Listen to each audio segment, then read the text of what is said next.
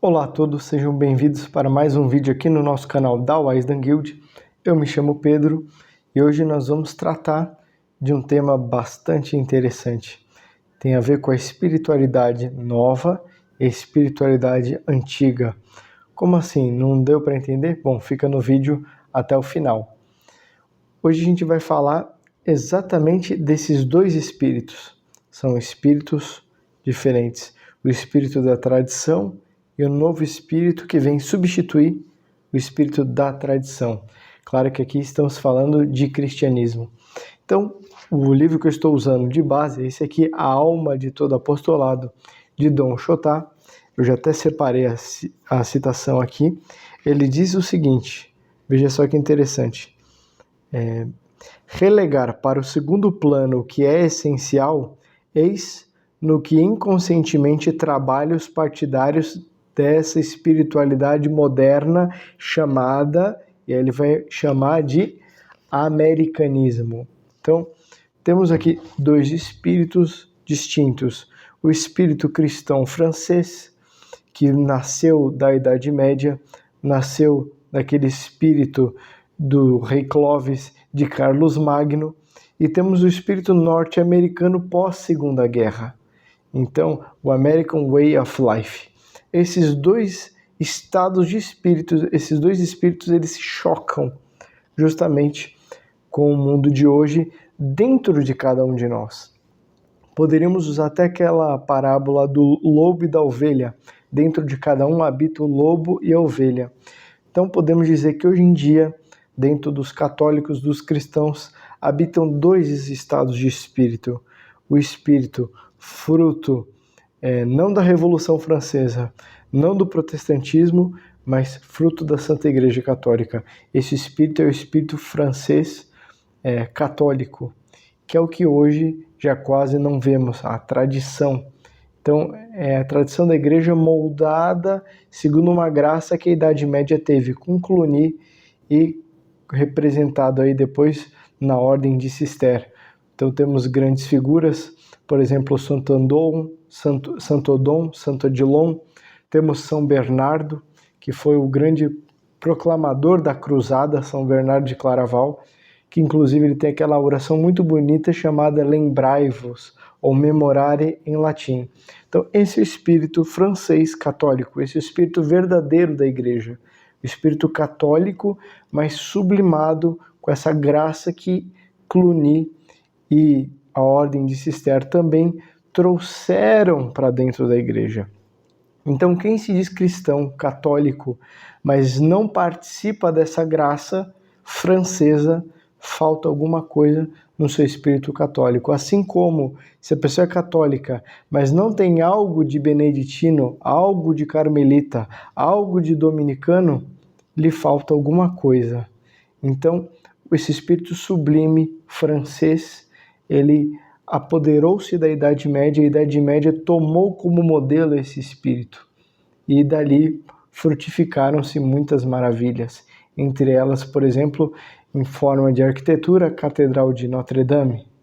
Então, tudo isso é fruto da civilização cristã. Em contrapartida, no mundo de hoje, temos o estado de espírito, o espírito norte-americano, que chega com modos de falar, trejeitos, roupas, músicas, tudo diferente. Se antes as músicas com aspecto mais sacral, sublime, eram colocadas em voga, agora a música profana é colocada em voga. Então, a música perde esse aspecto sacro e passa a ter esse aspecto humanizado, esse aspecto profano. Não só a música, a arquitetura também, ela perde a beleza dos seus ornamentos para cair no minimalismo, que é no fundo fruto dessa língua que comparada, por exemplo, com o francês é muito pobre, é muito pouco literária. Pobre no sentido de redução. Então, com uma palavra se fala muita coisa. Então, uma palavra significa muitas coisas. Então, por exemplo, get off, get in, get on. Então, com get, por exemplo, no inglês se fala muita coisa. O francês não. O francês ele é cheio de nuances muito finas. E o português é um pouco assim também. Enfim, várias coisas poderíamos comentar, mas tudo isso é só aspecto acidentário. Se tiver algum músico, algum linguista que esteja assistindo esse vídeo, pode até contra-argumentar nesses efeitos, mas não estamos falando dos efeitos, mas da causa, que é o espírito. São dois espíritos distintos. E aqui nesse livro, A Alma de Todo Apostolado, ele vai nos alertar sobre esse espírito moderno, esse espírito prático, em que nada busca o sublime, o sacral, o transcendental. Então o espírito norte-americano, neste sentido, ele conduz ao materialismo. Por isso que às vezes as pessoas, agora vamos sair um pouquinho do campo religioso, entrando no campo filosófico, não entendem qual que é a relação entre o protestantismo e o materialismo marxista. Na verdade, tem profunda relação. A revolta que Lutero fez com relação à igreja, a Revolução Francesa fez contra o rei e o marxismo contra as elites, aqueles que ainda tinham nome, ou os empregados contra o patrão. Sempre é o ódio à autoridade. Esse ódio à autoridade começou com Lutero, que odiou a autoridade da igreja. E ele resolveu ele mesmo se tornar o magistério, ele fundar a igreja dele. Enfim, ele se tornou aquilo que ele repudiava, né? Dá para entrar por aí. Mas o fato é que esse estado de espírito norte-americano, ele nasce daí, porque tem muito desse protestantismo nesse espírito, nesse americanismo. Não é contra os norte-americanos, é contra esse estado de espírito americanista que nasceu do protestantismo. Então, isso vem tomando o mundo, porque, claro, os Estados Unidos ganhou a Segunda Guerra e com isso encerrou-se a influência francesa sobre o mundo e iniciou-se a influência norte-americana sobre o mundo. Só que junto com essa influência veio esse americanismo embalado, colado, e muita gente não se dá conta. Está deixando o verdadeiro espírito da igreja e assumindo essa posição americanista. Esse protestantismo americano está invadindo tudo. Então, vemos a Igreja Católica ficando mais parecida com cultos protestantes, por exemplo. Nós vemos a falta de transcendência que vinha do espírito, da graça do espírito francês, sendo perdida pelo que ele chama aqui de heresia de obras. Então se dá mais valor ao que se faz externamente, ao dar, do que ao ato interior, do que à virtude interior. Ou seja, é considerado santo aquele que faz, aquele que mostra, aquele que tem uma obra, do que aquele que não tem obra nenhuma, mas pratica a virtude no silêncio, não aos olhos das pessoas, mas longe da atenção dos outros. Então, esse espírito francês está se perdendo. Esse espírito que a igreja inspirou a França está se perdendo. Então esse espírito francês ele é superior a todos os espíritos, não porque é da França, mas porque a igreja inspirou. Porque a França é a filha primogênita da igreja, foi a primeira nação a se converter inteiramente para a igreja. Então, voltando aqui, qual que é a relação entre o protestantismo e o marxismo? Primeiro, essa revolta a toda espécie de autoridade, esse é o primeiro ponto, mas tem vários outros. A revolta à autoridade automaticamente te materializa. Então você dá valor às obras e não mais à vida interior. E aqui nesse livro ele justamente está tentando resgatar a vida interior. Então a resposta de hoje, a reflexão desse vídeo qual é? Nós temos que voltar a ter vida interior para ter um apostolado que frutifique. Frase de Mallarmé na frente do túmulo de Poel, ele tem uma frase que diz assim: Tel que lui même enfant, l'éternité le change. Finalmente, a eternidade o torna aquilo que ele sempre foi. Então, o que nós queremos eternizar? Como diz Santo Agostinho, o que fazemos no tempo ecoa na eternidade. Então, a qual estado de espírito nós como católicos, nós como filósofos, nós como pessoas que buscam sabedoria, queremos buscar? Nós temos que nos limpar desse espírito norte-americano, nos limpar dessa visão naturalista, materialista das coisas e buscar uma visão transcendente. Então, nós trocando esse estado do espírito norte-americano por esse espírito francês, inspirado pela graça, pela Santa Igreja, através da França, da filha primogênita da Igreja, temos que buscar nossas origens, nossas raízes medievais cristãs na França, no que restou dela, e trazer isso para o Brasil. E o Brasil tem essa graça. Dizem que bandidos vieram colonizar o nosso Brasil. Mentira, foi a ordem de Cristo. E olha só que interessante, o Brasil participa da graça de Portugal, mas Portugal participa da graça da França.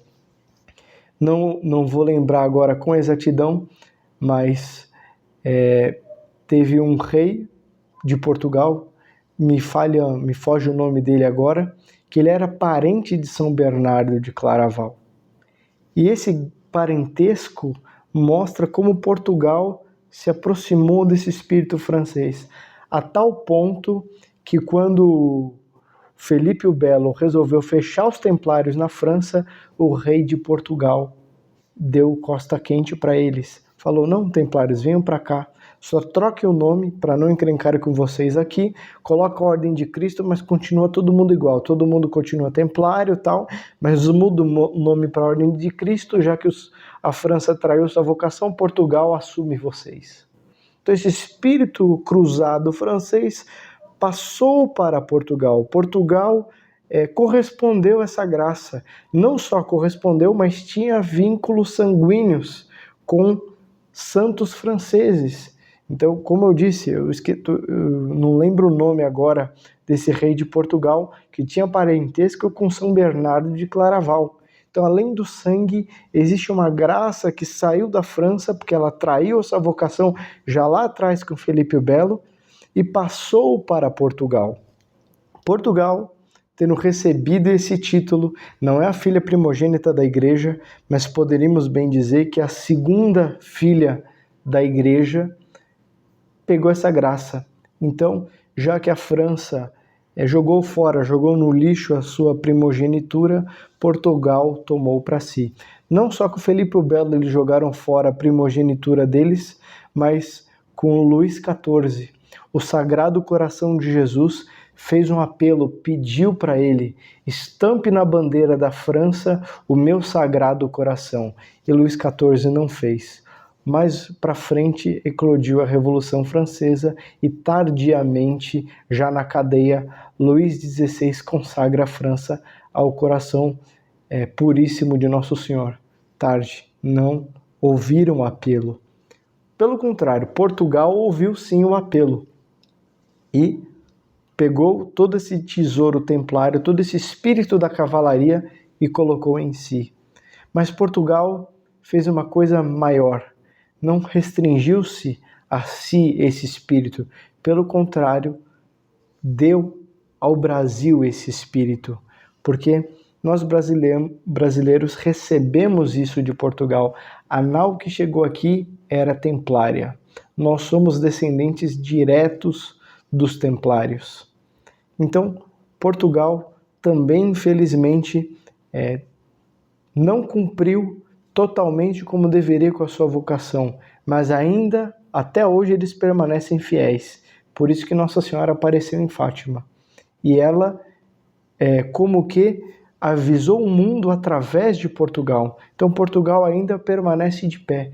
E nós, como brasileiros, temos que buscar essas fontes francesas na fidelidade dos nossos antepassados, dos nossos irmãos portugueses. Tem aquela frase famosa, não sei também de qual papa, me foge a memória agora, que ele teria dito ao ler o terceiro segredo de Fátima: feliz do Brasil, feliz do Brasil. Temos um artigo aqui no nosso blog, eu gostaria de mostrar para vocês, sobre Nossa Senhora Aparecida e Imperatriz do Brasil. Nesse artigo nós falamos exatamente isso. Antes de acontecer o golpe republicano, a princesa, com todos os seus poderes, ela podia delegar o seu trono para alguém se ela quisesse. abdicar e deixar para alguém, era legítimo isso. Ela abdicou e deu para Nossa Senhora. E ela dando o trono do Brasil para Nossa Senhora, nós brasileiros recebemos essa graça de sermos governados por Nossa Senhora. Se o povo judeu no Antigo Testamento era governado diretamente por Deus através dos profetas, o brasileiro é governado diretamente por Nossa Senhora. Então, os judeus eram teocráticos no Antigo Testamento, eles eram uma teocracia governados por Deus e não por um rei. O Brasil é mariocrático, ele é governado por Nossa Senhora e não por rei ou por presidente da República. Os que estão aí hoje são meros administradores. O coração do brasileiro está de olho na sua rainha, que é Nossa Senhora Aparecida. Ela que veio em socorro, mostrando próxima aos brasileiros. Então, nós herdamos da França, porque a França, por vínculos sanguíneos, mas também espirituais, deu para Portugal e Portugal nos deu isso. Então, não é vocação de Portugal implantar o reino de Maria, mas foi vocação dele engendrar um Brasil todo descendente de templários, católico, marial, para o Brasil ser uma nação mariocrática, conduzida por Nossa Senhora para assim fundar o reino de Maria e ser exemplo para todos os povos da terra. A verdadeira fé renascerá aqui, esse espírito da cruzada, esse contrário, esse americanismo renascerá aqui no Brasil e todos nós somos parte disso. Então, a contribuição filosófica desse canal, do nosso canal da Wisdom Guild, vai nessa linha, a restauração de tudo quanto era espírito medieval, mas não parar por aí, levar para o futuro. Não é uma volta ao passado, mas fazer um futuro grandioso dentro desse estado de espírito que hoje não foi perdido. Passou para Portugal e se mantém na alma dos brasileiros que amam Nossa Senhora e que estudam filosofia. A filosofia, já dissemos várias vezes, é a busca e o amor pela sabedoria. E a sabedoria é o próprio Jesus Cristo. Ele é a sabedoria encarnada, como ensina São Luís Maria Grão de Montfort. Então, se através de Nossa Senhora a sabedoria se encarnou, é através de Nossa Senhora que todos aqueles que buscam a sabedoria necessariamente devem passar. Então, o filósofo tem que ter profunda relação com Nossa Senhora, porque ela é o caminho reto, a linha reta que conduz à sabedoria. Então, filosofia, amor à sabedoria, é no fundo amor a Nossa Senhora, porque se buscamos a Nosso Senhor, se buscamos Ele, que é a sabedoria, nós necessariamente teremos que passar por Nossa Senhora. Eis a vocação do filósofo, ser um com a Mãe de Deus. Sendo um com a Mãe da sabedoria, então ele encontra do modo mais perfeito e mais sublime aquilo que ele está buscando. Bom, ficamos por aqui nesse vídeo e fica essa reflexão. O que vocês querem ser quando pisarem na eternidade? Porque tudo se decide diante de Nosso Senhor. Aqueles que maquinaram contra Nosso Senhor, essa maquinação tornou-se o seu estigma. Você quer ser como Pilatos, que lavou as mãos? Como Judas, que traiu o Messias? Como os apóstolos que fugiram? Então, o que nós fazemos no tempo ecoa na eternidade. O que nós seremos, a nossa imortalização se dá quando nós morremos, mas se imortaliza aquilo que nós construímos em vida. Então, o que você quer que a eternidade o torne? Porque é a frase, tel que lui me m'enfant l'éternité le change.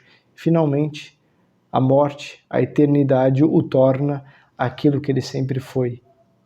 Bom, é isso, espero que você tenha gostado desse vídeo. Comenta, curte e compartilha e nos vemos numa próxima ocasião.